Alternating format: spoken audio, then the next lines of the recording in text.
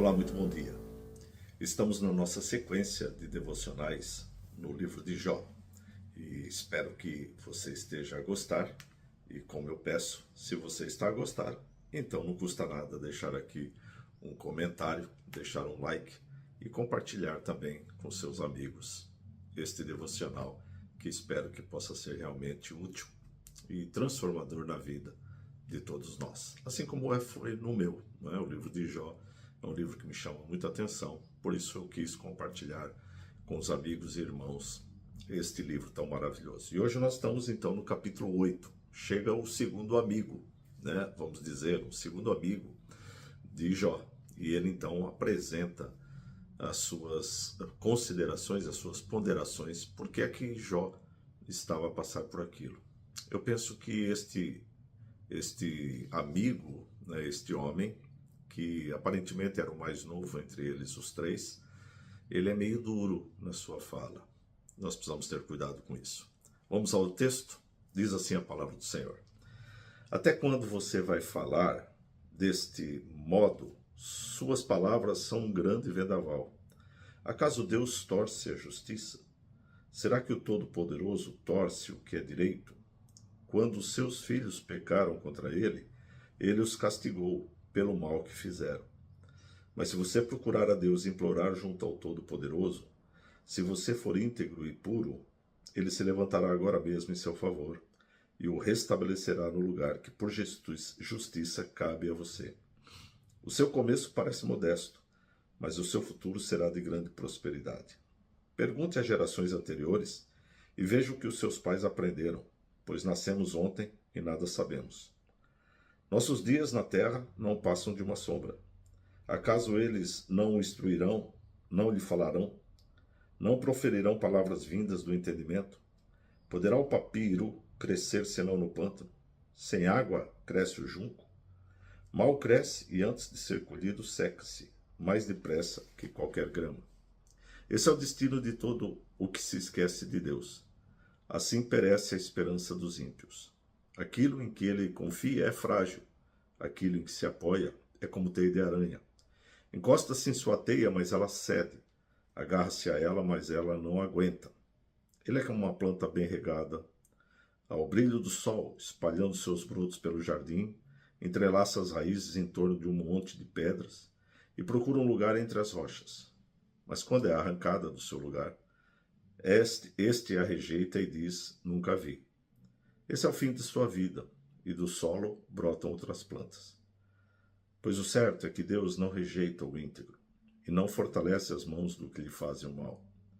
Mas quanto a você, ele encherá de riso a sua boca, e de brados de alegrias os seus lábios.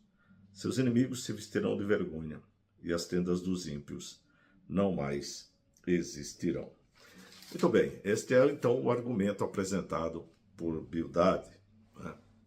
E eu gostaria de traçar aqui algumas considerações que espero possa ser de reflexão para cada um de nós. A primeira questão aqui é que ele parece que contesta o que Jó estava a falar, né? Jó tinha acabado de se defender diante de um outro seu amigo.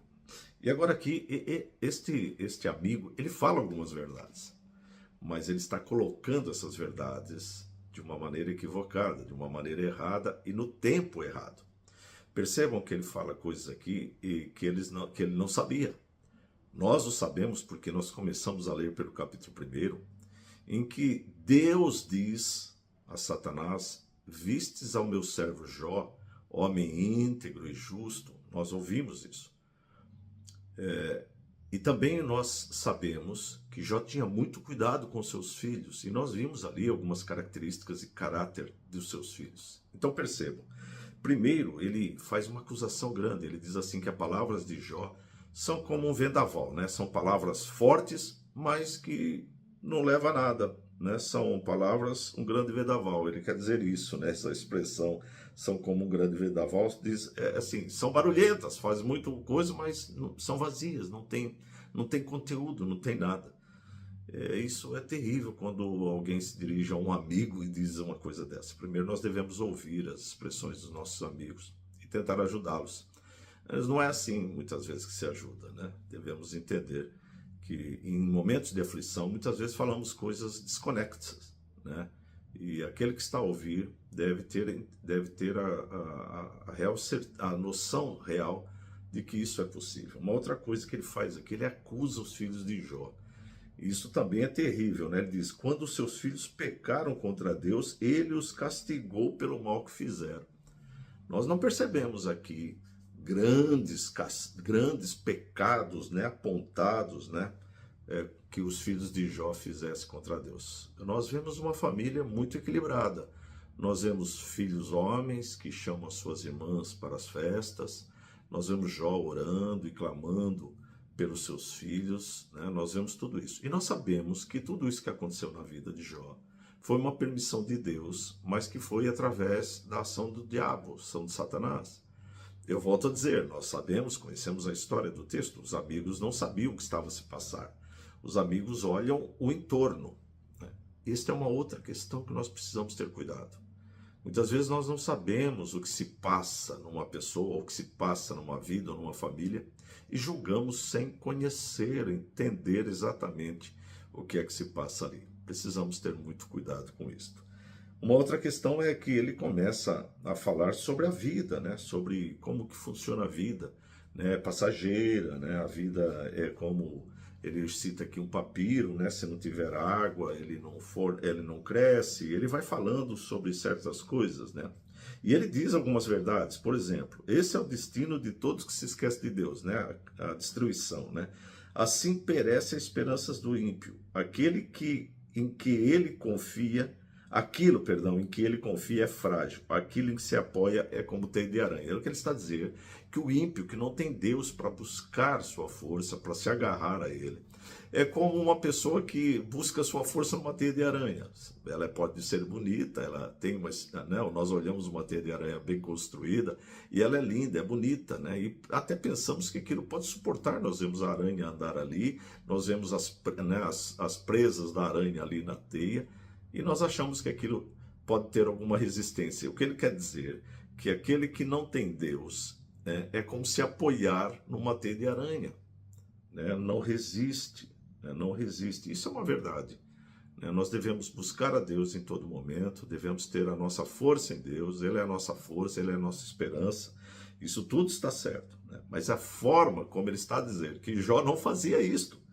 Ele chega a dizer isto, né? Ele fala assim, por exemplo, no versículo 5, mas se você procurar a Deus e implorar junto ao Todo-Poderoso, se você for íntegro e puro, o livro começa a dizer que Jó era íntegro, percebem? Então, nós precisamos ter este cuidado. Às vezes falamos palavras verdadeiras, mas no momento errado ou numa colocação errada. Muito bem, ele faz aqui algumas outras advertências, né? Mas eu queria realmente terminar esta exposição, esse pequeno devocional de hoje, falando a você que está me ouvindo. As situações de outras pessoas, e até mesmo a nossa, mas aqui olhando para as pessoas que estão a sofrer, são situações muitas vezes que nós não conhecemos. Eu, como pastor, tenho tido esta questão de muitas vezes aos nossos olhos parecer uma situação, mas quando vamos conversando com a pessoa, quando vamos buscando entender o que se passa, nós vamos ver que as coisas são muito mais profundas, são muito mais complicadas do que aparenta naquele primeiro momento. Precisamos saber lidar, precisamos saber ouvir, precisamos saber o momento de falar as palavras certas. Que você possa refletir sobre isto, que você possa aprender a ter compaixão no seu olhar para com o outro. Eu sou o pastor Vitor Cordeiro, sou pastor em Portugal. Estamos a fazer esse devocional para que nós possamos trazer reflexão. Eu sei que muitas coisas podem às vezes parecer sem sentido, mas eu espero que de alguma forma você possa ser abençoado através desses devocionais. Espero por você amanhã, em nome de Jesus.